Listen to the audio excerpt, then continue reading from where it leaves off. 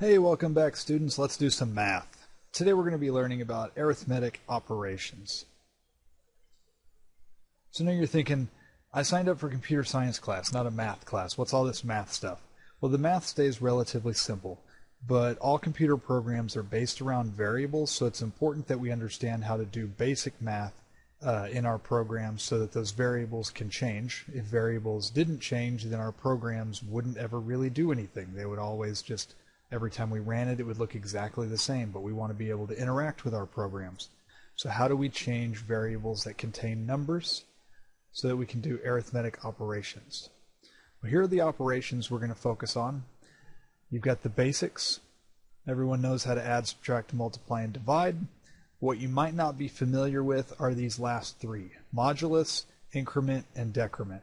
I can start off with increment and decrement. Those are simply just adding a single unit to your variable, so going up by 1. And decrement means to go down by 1. Now with modulus, you've actually done modulus before, you just didn't ever call it modulus. Remember back in elementary school whenever you were learning how to do long division, and sometimes you had a remainder left over? Well, that's what modulus is all about. So modulus uses the percent sign, but I don't want you to get confused. It has absolutely nothing to do with percentages. We don't even read this as percent. In computer science, we read this as modulus. But modulus just means to take the remainder after division. So the division itself doesn't matter. What we're interested in is the remainder, what's left over. So imagine you have 10 cookies to split between 3 people. How many cookies will be left over after each person gets their equal share? And we got 3 people. Each person can get 3 cookies, but we're not really concerned about that. What we're looking for is, after each person gets their 3 cookies, how many are left on the plate? So the remainder of this division problem, 10 divided by 3, the remainder would be 1. And so that's what the modulus operator would tell us. If we did 10 modulus 3, the answer we get is 1. Because after division, this would give a remainder of 1. Here's some basic vocabulary that'll likely show up on a test somewhere. Whenever you have a math problem of any kind, maybe you learned this in algebra, maybe you didn't. The symbol, what type of math you're going to do, is called the operator. So in this case, we're doing modulus. Here we're doing multiplication. Here we're doing addition. Here we're doing modulus. So these symbols represent the operator. The operand is the value that's having the operation performed on it. So in this, 13, 2, and 9 are your operands. The expression is the combination of those things. So if you have operators and operands, then you've created an expression that could be evaluated to represent a single value. Just looking at this one, your operator is modulus, your operands are 16 and 2, and when you evaluate this entire expression, you would get 0, because 16 divided by 2 would have a remainder of 0. Or in other words, 2 goes into 16 evenly. Alright, so that's just a review of basic math. How do you translate this into Java? So let's say we declare and initialize 2 variables, a and b. A, we give it a value of 10, b, we give it a value of 20. Then we could declare and initialize c to be the sum of a and b. So rather than putting a number right here, c equals a number, we're going to say c equals an expression. So it will do this calculation and put the value in c. And as you print c out, you can see that it's 30. So this is an example of doing a mathematical operation in a variable declaration. You can also do mathematical operations inside of a print line statement. They can actually occur in lots of places. In this example, we have a double called num1 that has the value of 2.5. And then we want to print to the screen 10 times num1. So we're doing that mathematical operation of multiplication here inside of the print line statement. and it prints 25, which is 2.5 times 10. What's worth noting here is that in this one, the operation occurs and the value gets stored into a variable. Whereas in this example, the operation occurs and it gets printed to the screen. It doesn't actually get stored in anything. The value of num hasn't changed. We just printed a different value to the screen. Here's an example of the incrementer operator that I talked about. Let me jump back up to that slide. See, the increment operator is a plus plus symbol, and the decrement operator is a minus minus symbol. And here's how you use that. Let's say we have a variable called a that can hold integers, and we initialize it to a value of 10. If I then run this line of code that says increment the value of a, then the value stored in a will go up by 1. And whenever we print the new value of a, you'll see 11. In this example, we have a variable called x that's a double, and it stores the value of 4.5. Then we say we want x to be equal to a new value that is x plus 3. So the current value of x is 4.5, so 4.5 plus 3 would be 7.5. So x is now 7.5. Then we want to print 2 times x. So 7.5 times 2 would be 15. The value currently stored in x is 7.5, but the value printed to the screen is x times 2. So in this one, we change the value of x. In this one, we don't change the value of x. We print the results of an operation that used x. Remember last time we learned those special assignment operators? So this line of code could also have been written as x plus equals 3. Remember that? That means we're going to add 3 to the current value of x. Both of these lines of code do the exact same thing. So this one looks a little weird. We have a variable a and a variable b. They're both integers. A is 10 and b is 4. Now let's print to the screen the solution to a divided by b. Now that prints 2. But if you were in math class and I said, what's 10 divided by 4? A good math student would say 2.5. But remember that both a and b are integers. And Java tries to stay in the same data type as what you're feeding in to your operator. So if your operands are both integers, then the answer to your problem is going to be an integer. So whenever it does this division and it gets the answer of 2.5, what Java does is it just discards everything after the decimal. So we just get a whole number of 2. Even if the answer was 2.99999, it's just going to throw away all of that stuff with the decimal and just round it down to 2.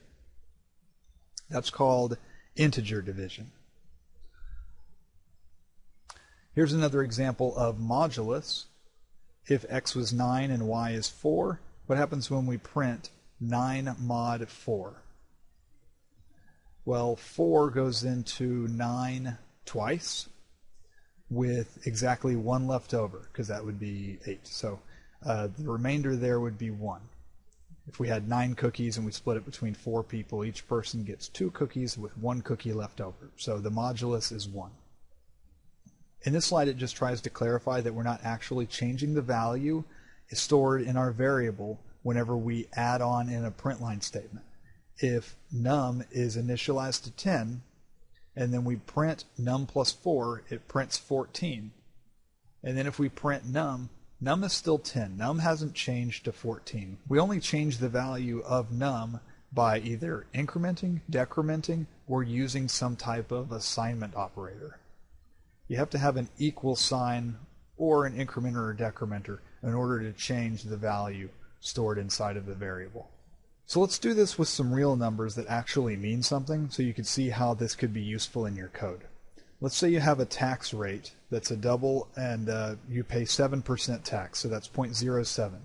The cost of an item is $50. So how could you determine what tax you would have to pay on this $50 item? Well, you could create a new variable called tax paid that's equal to the tax rate times the cost. Then if you print tax paid, you're going to see that the taxes you will owe will be $3.50. Just like in math class, Java follows an order of operations. So whenever you see something big and nasty like this, you need to know what order things are going to happen. It doesn't just start on the left and move to the right.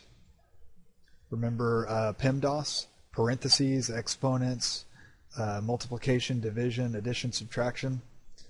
That's the order of operations in Java as well. In another set of notes, I have a full precedence chart for all of the different operators in Java, and you could see the order. There's a whole lot more than just the basic ones we're looking at today. Here's another slide talking about PEMDAS. Because we have parentheses, this addition will happen first before the multiplication. If we didn't have these parentheses, then this multiplication would happen first because multiplication has a higher precedence than addition. When you're doing math, sometimes you can mix your data types for your operands, and this chart will tell you what your result will be. So if we have an integer and an integer, for example, we're adding two integers, the result is going to be an integer. 2 plus 3 is the integer 5. But if you have an integer and a double, then a double is going to be your result. 2 plus 3.5 will give you a 5.5. Or even 2 plus 3.0 would give you a 5.0. This goes the same for your other operators as well. Here's where it gets a little bit weird. If you try adding strings and integers, try adding strings and doubles, or adding strings and booleans, which we haven't even talked about yet, the result is going to be a string. Just giving you a heads up, more on this is going to come later. It's actually a different operator called concatenation rather than addition. Ints and booleans, you can't combine those. Doubles and booleans, you can't combine those. Typo. But don't sweat that, because you haven't learned what a boolean is yet anyway. Here's some more clarification on mixing data types, particularly with division. This is something that students miss a lot, so pay close attention on this one. Here we have division, and what are we dividing? This is an integer, and this is an integer. So looking at our chart, integer and integer, our result should be an integer. So 4 divided by 3, the answer is actually 1.33333333. That's what it would be in math class. But in Java, we have to have an integer answer. So it takes all the stuff with the decimal, truncates it, gets rid of it. Truncate means to cut off. And your answer is just 1. Whereas in this version, we're doing division again. Here we have an integer, but here we have a double. So whenever we're mixing our data types, an integer and a double, it doesn't matter the order. The double could be here and the integer here. But mixing those means that our result is going to be a double. So here we would get a more accurate division. The terms you're going to hear me use in class is this is integer division and this is real division. Here's mixing data types with addition. An integer and an integer gives you an integer. An integer and a double gives you a double. An integer and a string gives you a string. Now it's hard to tell that this is a string. It prints 15. It doesn't see that as the number 15. It sees that as the word 15. The 15 just represents text. Here's another example of modulus. 9 cookies, 4 people. 9 cookies divided amongst 4 people gives what as a remainder? 9 modulus 4. Whoops, that should say 1. That's a typo. I'll fix that on your notes. So the notes you download will be corrected. All right, so if you think you understand how incrementers work, well, you're still missing a part of the puzzle. Because there's actually a different precedent depending on where you put the plus plus incrementer operator. Look at these two examples. Here a is equal to 5, and we want to print a plus plus. So that means we're going to increment a, right? But whenever we print this, it prints 5. Well, that's strange. Shouldn't it print 6? We incremented a. A should now go up. And actually a does go up. But because it's a plus plus, what this means is let's print the value of a, and then whenever we're done running this line of code, it runs this entire line of code, and when it's done, we'll then increment a to the next value. So at the end of this, a goes up by 1, but after it prints. Looking at this example, we've got b is equal to 5. And if we say print line plus plus b, it's that same incrementer operator, but this time it's on the other side of the b. This means we want to increment first. So the first thing this line of code does is change b from 5 to 6, then it does the printing. Now regarding exponentiation, we're using exponents. A lot of people want to use this caret operator. It's pronounced caret. So you would want to write this as that's how you do num squared or num to the power of 2. That doesn't actually work in Java. This symbol means something different than it does in math class or on your calculator. So that's not how you raise something to a power. It's not how you do an exponent. So be careful about typing that in Java. It will do something completely different. For now, if you need to raise something to a power, just do it longhand. So num squared would just be num times num. And you'll learn more about how to do powers later on. There's a special function for that. The second set of notes for this unit is the operator precedence chart.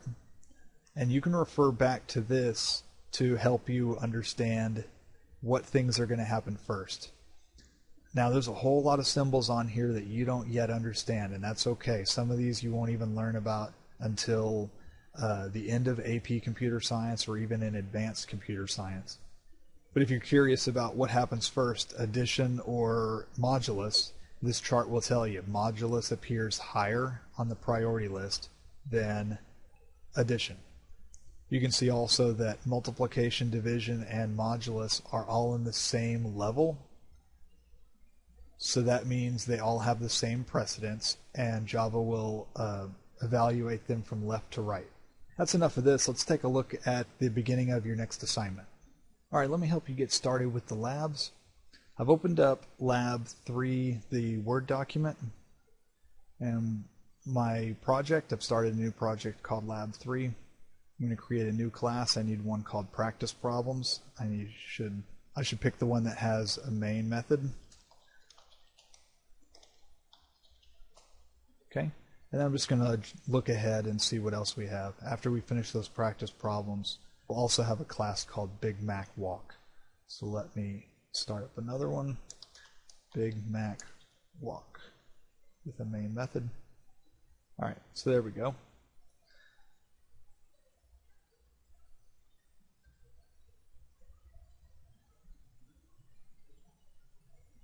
It's always a good idea to put your name on your work. Okay, what is my first step?